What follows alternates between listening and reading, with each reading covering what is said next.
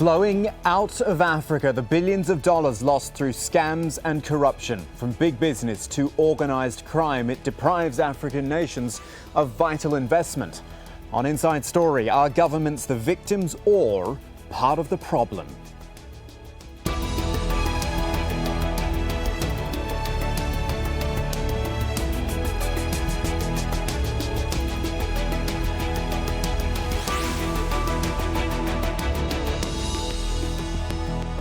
Hello everyone, I'm Kamal Santamaria. You're probably used to seeing me talking numbers on Counting the Cost, our economics program here on Al Jazeera.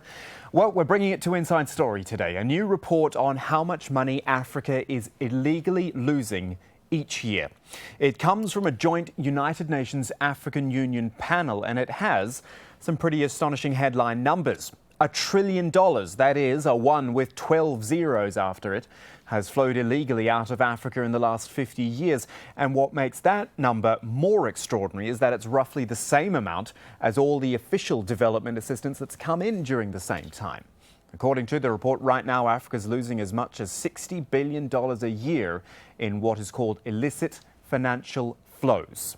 It is the former South African President Thabo Mbeki who is the chair of this panel, which he says is convinced that large commercial corporations are by far the biggest culprits of illicit outflows, followed by organised crime. He added, "We are also convinced that corrupt practices in Africa are facilitating these outflows." Who's the worst offender? Well, research from 1970 to 2008 places Nigeria at the top of the pile, accounting for almost a third of illicit money flowing out of Africa, around $217 billion.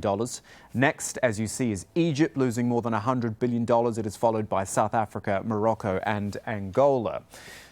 And what's actually happening? Well, these scams are many and varied. In Nigeria, the report describes the illegal sale of some 100,000 barrels of oil a day, calls it looting on an industrial scale. In Mozambique, they're exporting logs to China, but only declaring about half the amount. And mobile phone fraud has been identified in at least 9 countries. Where international calls are made to look like local calls, it costs the operators millions of dollars. So let's bring in today's panel to talk through this one. We'll start in Johannesburg with Henry Malumo. He is the Africa Advocate for ActionAid International, and Henry actually leads this campaign on illicit financial flows in Africa.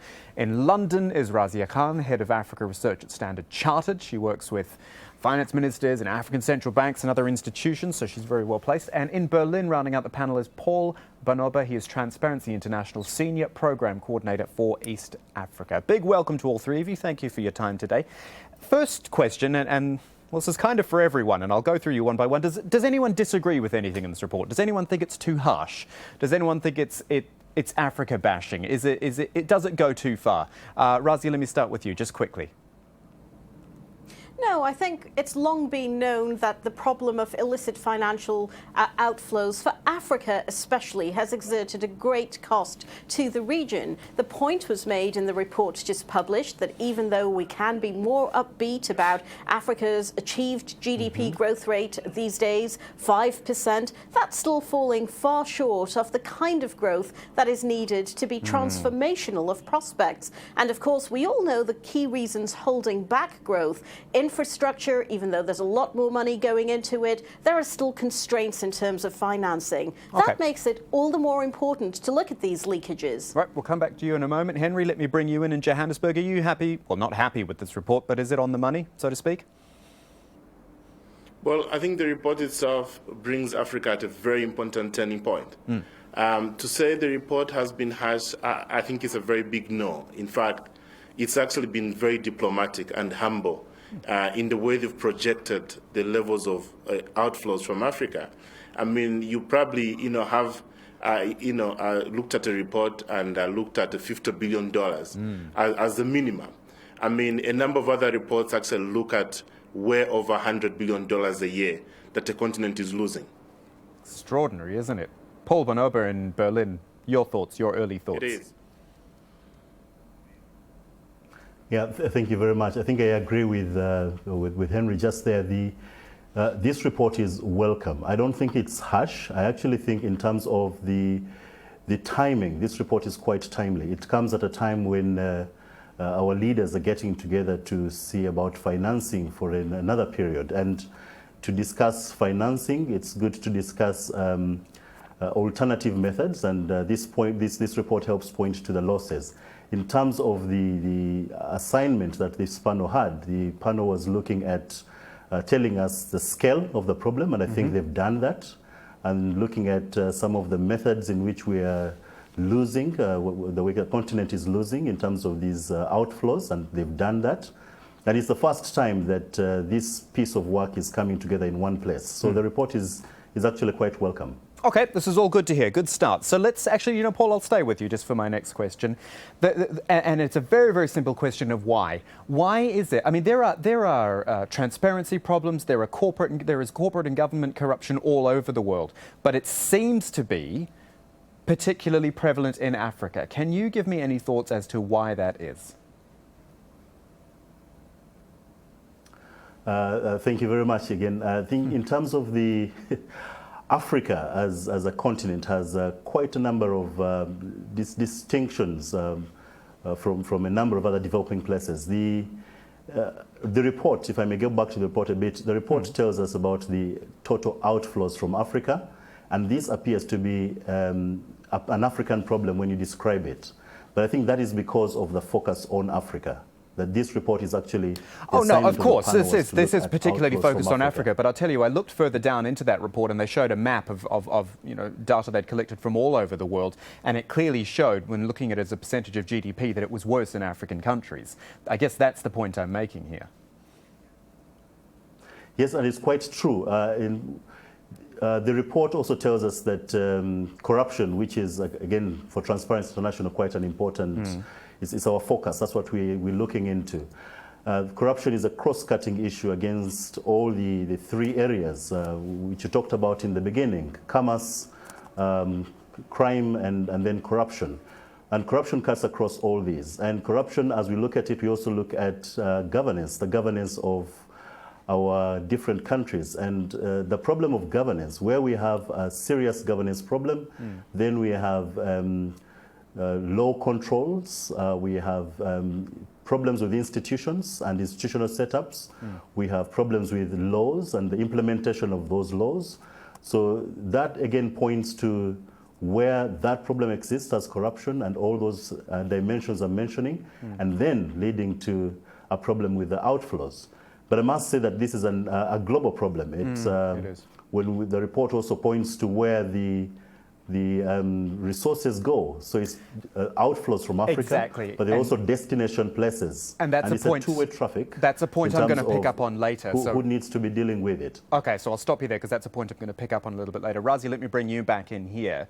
What we heard a lot from Paul there was about governance and corruption levels. I mean, this is what Thabo Mbeki seemed to say in this report. He talked about corporate problems, but he said, yeah, there are some... He was very diplomatic the way he worded it, the problems at governmental level. How do you start fixing that sort of problem?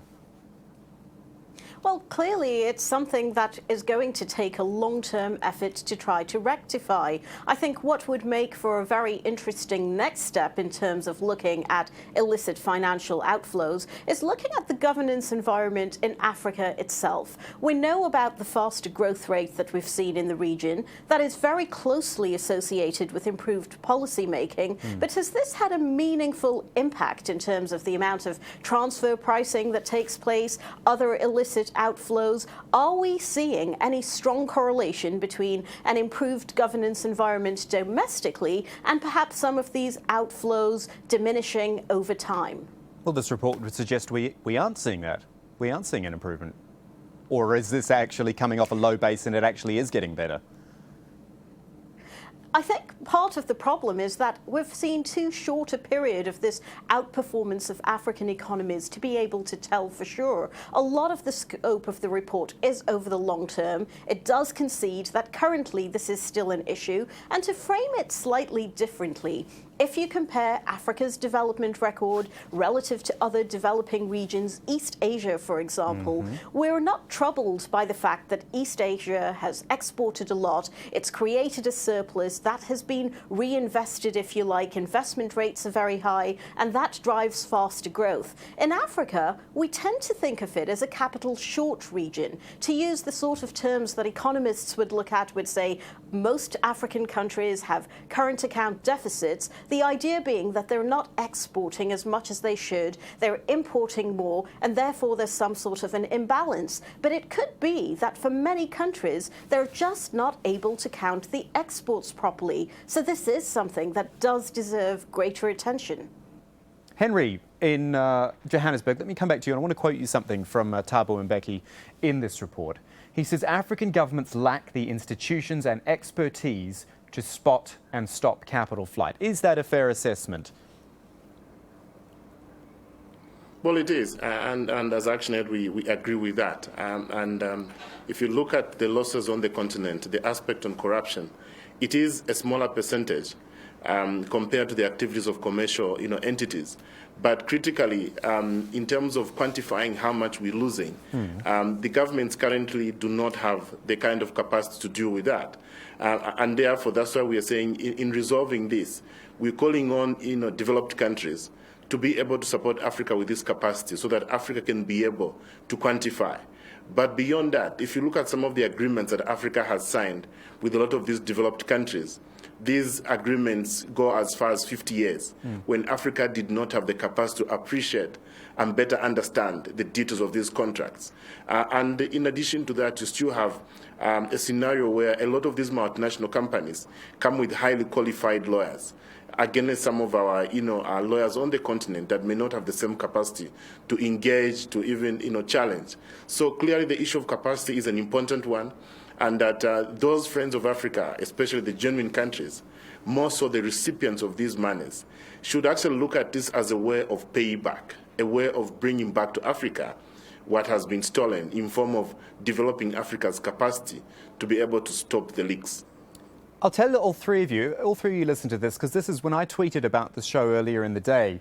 I got a few responses talking about this money leaving Africa, and there were some very sort of blunt ones. A couple of people who said, yeah, the money goes straight into UK bank accounts. Another person says, how much does the US get? Now, they're being a bit sarcastic there, but I guess, and you've all brought this up here, the fact that the destinations need to think about this as well. So, Henry, let's start with you, seeing as you've just brought it up. What can destination countries do about this? To help Africa out, as you say? Specifically, what can they do? I guess the first thing is to ensure that agreements that these destination countries have with Africa are reviewed, because a lot of it, much as it is illegally obtained, finds its way through legal agreements that these countries have with Africa. Secondly, we know a number of these countries have taken tax havens, which basically are destinations and conduits for these illicit flows. I think ensuring that this is brought to a stop, but a lot more is to ensure that businesses that are coming from these countries are actually held to account, and to ensure that they are paying the fair taxation in the countries where these resources are being taken from. So ensuring a transparent mechanism, which one of them is a country-by-country reporting, that these companies or multinationals are able to declare, so that at the end of the day, there's a win-win for both the investor, the destination country, as well as the countries where these resources are being taken from. Razia, how possible do you think is that scenario that Henry's just described, where everyone gets, and Paul, I'm sure you'll have something to say on this as well, everyone is transparent and actually shows exactly what they're doing and helps each other out? Well, I think there are two important parts to this. First of all, the focus on the external. What about the recipient countries? And we have seen a tightening of the global financial architecture. It's in everyone's interest to look more closely at illicit flows, simply because of what they might be associated with. So we have seen legislation and regulation changing in developed countries. We see financial institutions across the world looking much more deeply seriously at this, and that is probably an important step in the right direction. The other speaks to the much longer-term point about what can be done in terms of capacity in individual sub-Saharan economies. We know that the problems with capacity are much more broad than the illicit financial outflows alone when it comes to revenue mobilization, collecting taxes within African countries. Those ratios are relatively weak, even compared to other developing regions. So there's a lot more that is needed in terms of reform in this respect. And yes, the buy-in of all parties will be important. But in the process of achieving that, it is very important to ensure that you are still creating an environment where investment looks attractive.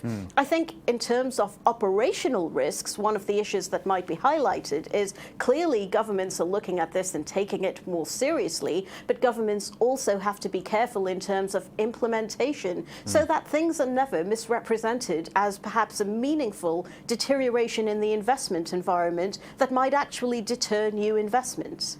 Paul, is the will there? Again, all these things that we've heard described by Razia and by Henry, they sound great. I want to know from you, as Transparency International, whether you feel the will is there, that people, that governments, that companies actually want to do this, because as long as there is greed in the world, as long as there is a chance to get away with it, people will try it. I think I'll say you're spot on. The political will is a very key ingredient, and it will be needed on the part of various actors. I think one thing we should all not forget is that this is a very complex network of actors. So when we say destination countries, there's also a number of actors in destination countries. And if we were to begin, say, with the governments, destination countries have signed, in some instances, double taxation agreements with some of these African governments. And as Henry pointed out, so one of the recommendations of the report is to review some of these double taxation agreements where they pose a risk or provide a potential for these outflows. And if there is a political will demonstrated by the African leaders to look again at these double taxation agreements where they exist, there will need to be political will on the destination countries, on their part as well, to enter into a discussion regarding these double taxation agreements, because in themselves they're not illegal, but they provide the potential for these outflows, and they, in some instances, need to be rediscussed, renegotiated, and that requires political will on the part of the signatories to these agreements. So political will, and it's exactly something that is needed. We'll also need will on the part of the commercial the area of commercial transactions, the big multinationals, as were mentioned, be it in the aspect of country-by-country reporting, as my colleagues have already mentioned, or be it in the aspect of just looking at a willingness to report revenue where they have earned it, as opposed to where they have the lowest tax regime or things of that nature. Right, so it will require political will on the part of quite a number of actors. Certainly will. Let's start looking at, I guess, what could be done. Let's go into perfect world scenario where this money exists, where African countries actually hang on to this money and they can start putting more back into their own continent. Where does that money need to go? A few of you have mentioned infrastructure, but I look at these numbers which say that there are almost, double the number of people living in poverty now as there were in 1990. Now, you've got so many more people who need so much more attention. The population is growing. Does the money need to go first directly to them, almost as aid? Does it need to go to infrastructure, which will be long-term? What do we think? Let's start with Henry. Well, I think in terms of where the money is going to go, it's not as complex as having that money here. Governments have programs. Yes, if you look at 2015 as the mark, or basically the MDG mark in terms of halving poverty by half, already within the MDGs there's a very clear set agenda in terms of where the money should go. But a lot more than that, looking at post-2015 and taking it up from what Paul has said, I think financing the post-2015 will actually need resources. And clearly, as it stands today, governments are having struggles with doing that. And what we are saying is that here is a window where these resources can be unlocked. Here is a window that will define Africa in the next 50 years. So the continent, again, congratulating our leaders, for this bold decision, have come up with a vision for Africa, Agenda 2063. Making or bringing together the Africa we have always wanted post-independence. So where money is going to go will depend on various country needs. But clearly, if you look at even where we are coming from within the MDGs, we've been able to demonstrate with the little resources that we could attain, the goal on education. Health remains a huge challenge. Yes, as you've noted, infrastructure remains one of the main challenges on the continent. But in terms of having the plans, on the table, that has been Africa's brilliant, most excellent, step. What remains is to ensure that these, plans are actually financed or matching the monies to the words. So doing that will require a lot in terms of, again, the issue of political will, the issue of leadership.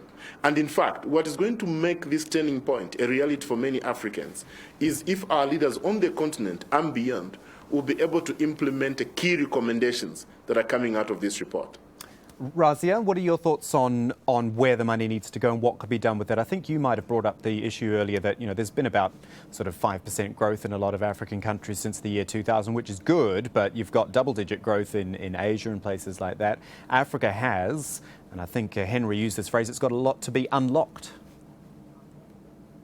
Yes, certainly, and I think there is a need for great realism. Part of the reason why we are seeing these illicit financial outflows has very much got to do with the capacity in individual African governments to be able to track them, to monitor them properly. Let's not assume that there are no issues regarding the capacity of those same governments to spend effectively. So yes, I think if you look at the total amount of estimated flows annually, that very interestingly compares quite well with the amount of portfolio investment that might be seen in the region, maybe excluding North Africa and South Africa. It compares very well with the amount of FDI received annually in the region. We are talking about a sizable amount, but we shouldn't lose sight of the fact, first of all, that it's not going to be done overnight. It's not as though the total quantum of those flows are suddenly going to be available. What we do know about the investment that Africa sees is that a lot of that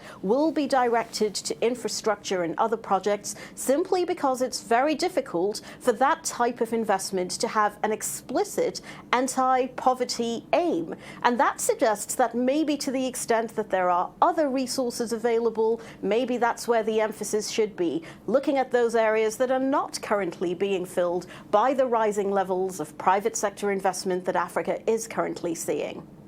Paul, Razia used the phrase, it wouldn't happen overnight, and I think she's quite right in saying that, but I also look at it from the perspective of the outside world who perhaps looks at Africa and says, we've been saying this for a long time, and countries have been putting a lot of money into Africa for a long time, and perhaps not seeing the results they might expect, and then a report like this comes out when you see all the money that's actually leaving in the first place. If it's not going to happen overnight, when is it going to happen?